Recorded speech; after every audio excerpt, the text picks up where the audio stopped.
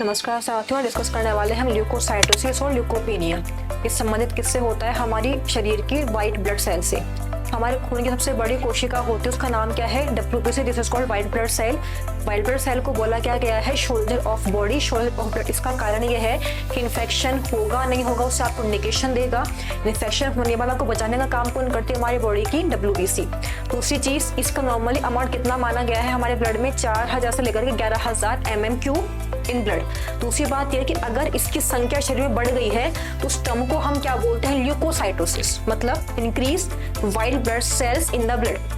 दूसरी चीज, अगर ये हमारे खून में कम होगा तो उसका नाम क्या पड़ गया है? ल्यूकोपीनिया, मतलब decrease WBC in the blood. अब तरीका क्या है इनको डिफरेंशिएट करने का कि भाई अगर आपको इन्फेक्शन हो रखा है तो बॉडी प्रोटेक्शन का काम करेगी, फाइट करेगी, तो उस कंडीशन में क्या होगा कि ये संख्या बढ़ाएगी, क्योंकि लड़ने का काम करना है। तो उस कंडीशन में अगर ये बढ़ती है बॉडी में, इसका मतलब है कि इन्फेक्शन ऑलरेडी बॉडी में क्या है, ब्लड में क्या है, प्रेजेंट है।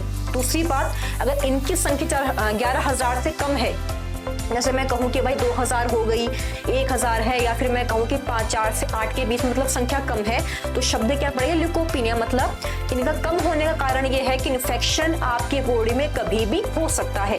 इसलिए कहा क्या गया है इसको, WBC को, शोल्डर या फिर defence system of your blood. Thank you. Like, share and subscribe.